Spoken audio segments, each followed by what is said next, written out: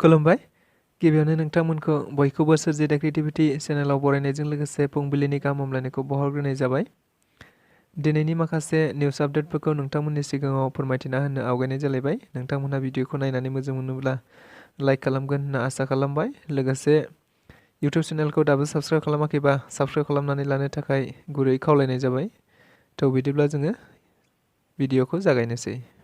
गान्जा फालांगि खालामग्रा साथाम आइजोफोरखौ मैया पुलिसफोरा हमनो मोननाय जादों होनना मिथिनो मोननाय जादों।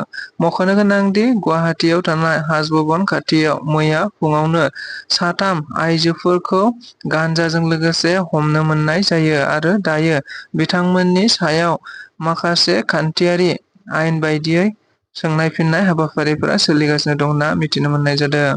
मख'नो गोनांदि दा समाव गुबुन गुबुन जायगाफोराव गुबुन गुबुन समनि बायदिनो माखासे आइजोफोराबो बेबायदिनो गान्जा फालांगि खालामबोबाय थानायखौ नुनो मोननाय जादों।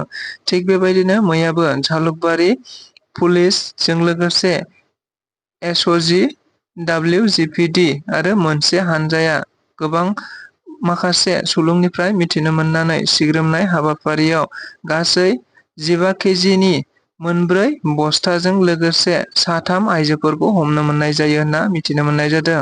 जेराव साथाम हमजानाय आइजोफोरा गासिबो उदालगुरि माजबादनि होनना मिथिदों। जेराव हमजानाय आइजोफोरखौ आसाम पुलिसआ फोरमायथिनानै होनाय बायदिब्ला रुपहि राभा 30 बोसोर बैसोनि, अनिमा गयारी 36 बोसोर बैसोनि आरो मालती नार्जारी 40 बोसोर बैसोनि होनना पुलिसआ मिथिहोनायखौ नुनो मोननाय जादों। क'क्राझार जिल्ला दुलाराय बर' फरायसा आफादनि बानजायनायाव मोनसे हानजा सुरनाय। मख'नो गोनांदि थांनाय 24 आगस्टखालि क'क्राझार जिल्लानि सिङाव थानाय तुर्सिबिलाव मोनसे रेप केस जानानै थांदोंमोन। जेराव मिथिनो मोननाय बायदिब्ला हरनि 11 रिंगायाव माखासेमानि मुस्लिम सुबुंफोरा सानै बर' आइजो उन्दै उन्दै सिख्लासा गथ'फोरखौ लांनानै गारियाव जिनाहारि खालामनाय जाथायखौ मिथिनो मोननाय जादों।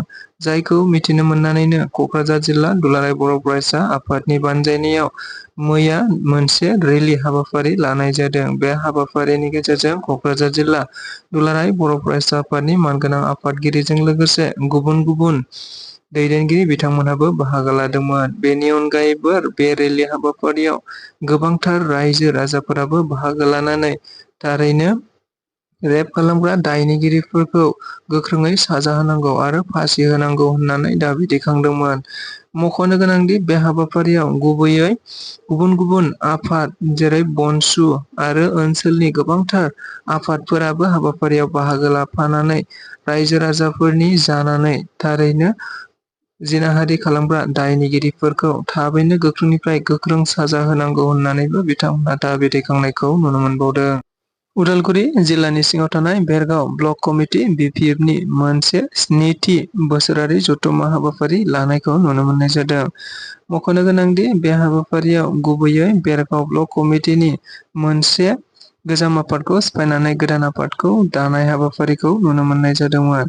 लोगोसे बे हाबाफारियावनो BPFनि गोबांथार इयुथनि दैदेनगिरि बिथांमोनखौबो बाहागो लाफानायखौ नुनो मोननाय जादों। जेराव BTR कन्ट्रेक्टर आफादनि मानगोनां गाहाय नेहाथारि बिक्रम दैमारी बिथांखौबो हाबाफारियाव बाहागो लाफानायखौ नुनो मोनदों। लोगोसेनो बे हाबाफारियाव BPF राजखान्थि दोलोनि गोबांथार दैदेनगिरि सोद्रोमा आरो रायजो राजाफोराबो बाहागो लाफानायखौ नुनो मोनबावनाय जादों।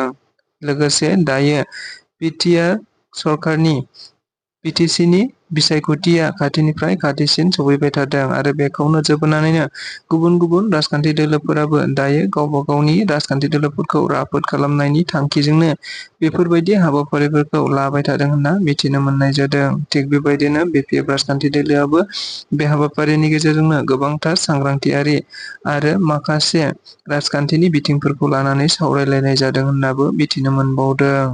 BPF राजखान्थि दोलोनि गासै 500निबो बांसिन नखरफोरनि सुबुंफोरा UPPL राजखान्थि दोलोआव हाबनायनि खौरां मोननाय जादों। मख'नो गोनांदि 2025 मायथाइयाव जानो गोनां BTC बिसायख'थिया आरो गेजेराव माखासे सानल' दंसै। जायखौ नोजोर बोनानै दायो गुबुन गुबुन राजखान्थि दोलोफोराबो राजखान्थि दोलोफोरखौ राफोद खालामनो थांखिजों बायदि मेल मिटिं लाबाय थानायखौ नुनो मोनबोबाय थादों। थिग बेबायदिनो गुबुन गुबुन सोद्रोमा आरो दैदेनगिरिफोराबो गावबागाव राजखान्थि दोलोफोरखौ सायख'नानै लानायाव आथिखालाव होंगो दोंगो जालायनायखौबो नुनो मोनबाय थानाय जादों।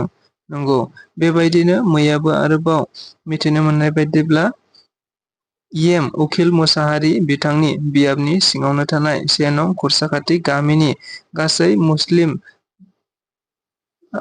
सोद्रोमाफोरा 500निबो बांसिन बिपिएफ राजखान्थि दोलोखौ गारनानै दायो इउपिपिएल दोलोआव जयनिं जाफैदों होनना मिथिनो मोननाय जादों। मख'नो गोनांदि बे हाबाफारियाव बाहागो लानानै एम उखिल मोसाहारि बिथाङा गोदानै जयनिं जाफैनाय बिपिएफ राजखान्थि दोलोनि गोबांथार सोद्रोमाफोरखौ दोलोआव बरायनानै लानाय जायो होननानैबो मिथिनो मोननाय जादों। बिटिआरनि सासे मावफुं सोद्रोमा अरुप कुमार दे बिथाङा थारैनो बर' हारियाव जेबो बिहोमा गैया।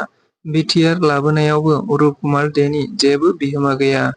नंगौ, बे बाथ्राखौ बुंथिनानै होदों क'क्राझार जिल्ला दुलाराय बर' फरायसा आफादनि मानगोनां लोगो आफादगिरि मनिन बसुमतारी बिथाङा। बेनि अनगायैबो गुबुन गुबुन जिल्ला आफादफोराबो दायो अरुप कुमार दे बिथांनि हेंथायै ससियेल मिडियाफोरनि गेजेरजों बाथ्रा बुंथिनायखौ नुनो मोननाय जादों।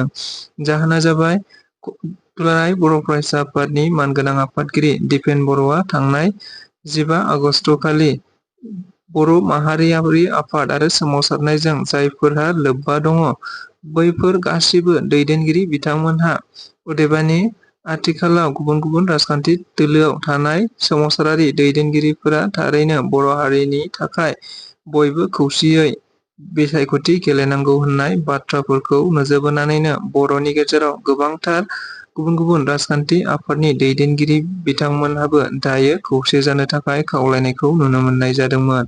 थिग बे समावनो दायो बिटिआरनिनो सासे एम अरुप कुमार दे बिथाङा दुलाराय बर' फरायसा आफादनि मानगोनां आफादगिरि दिपेन बर' बिथांनि बुंथिनायखौ नोजोर बोनानै बिथाङा थारैनो खेंसालियायै बुंदोंमोन जे सोरबा माहारियारि आफादनि दैदेनगिरि बुंबानो बिटिआरआव बेबायदि राजखान्थि दैदेनगिरिफोरा ज' जानो हाया एबा जानाय नङा।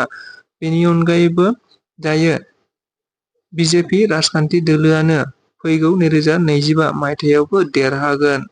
बेफोर बाथ्रा बुंथिनायखौ नुनो मोनदों आरो बेनि हेंथायैनो दायो क'क्राझार जिल्ला दुलाराय बर' फरायसा आफादजों लोगोसे गुबुन गुबुन जिल्ला दुलाराय बर' फरायसा आफादफोराबो बिथां अरुप कुमार देनि हेंथायै खौरांगिरि बिजोंफोरनि गेजेरजों बायदि बाथ्रा अदेबानि फिनजाथाय होनायखौ नुनो मोनबोबाय थानाय जादों।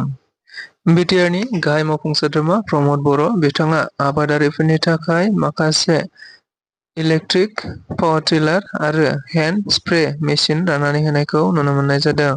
मख'नो गोनांदि बिटिआरनि गाहाय मावफुं सोद्रोमा प्रमद बर' बिथांनि दैदेननायाव गुबुन गुबुन समाव गुबुन गुबुन बेबायदिनो आबादारिफोरनि थाखाय माखासे नांगौ आगजु मुवाफोरखौ राननानै होबोबाय थानाय बायदिनो मैयाबो आरोबाव बिथांमोनहा कृष्णा नाति योजना 2024 आरो 2025 मायथाइनि थाखाय माखासे इलेक्ट्रिक पावार टिलार आरो हेन्ड स्प्रे मेसिन राननानै होनायखौ नुनो मोननाय जादों। जेराव बे हाबाफारिखौ गुबैयै बिटिआर सरकारनि बानजायनायावनो चिरां जिल्लानि सिङाव थानाय काजलगावआव गोबां आबादारिफोरनो राननानै होनाय जादों होनना मिथिनो मोननाय जादों। बे हाबाफारियाव बिटिआरनि गाहाय मावफुं सोद्रोमा प्रमद बर' बिथाङा गावनो बाहागो लानानै बे माखासे आगजुफोरखौ राननानै होदों। लोगोसे हाबाफारियावनो बाहागो लाफाबावदोंमोन बिटिआरनि एम रनजित बसुमतारी, एमसिएलए माधब छेत्री आरो गोबां मेलेमजिबि बिथांमोनहा। आंखौ फोथायखेबस' बुंनायाव आंहा जेबो दुखु मोननांगौ गैया। आंनि खामानि मावनायखौ सोरबाया मोजां मोनाखैबो जानो हागौ। बेनिखायनो बिथांमोनहा दुखु मोनदों। बयनिबो सानस्रिया आलादा आलादा आरो बयहाबो गावबागाव साननानै बुंनो हानायनि मोनथाय दङ। सोरबाया जानो हागौ आंदि दायो आसामनि आयेन आफादाव बर' रावखौ गायसनदों बे बाथ्राखौ हयथ' सोरबाया मोजां मोनाखै जानो हागौ। गुबुन फारसेजों आङो बर' कसारी अट'नमास वेलफेयार काउन्सिलखौ गायसननायाव मैखोम बिफाव लादों बेखौ हयथ'बा सोरबाया मोजां मोनाखै जानो हागौ। बेनिखायनो बिथांमोनहा आंखौ फोथायखेबस' बुंदों आरो आंनि खामानि मावनायखौ मोजां मोनाखै।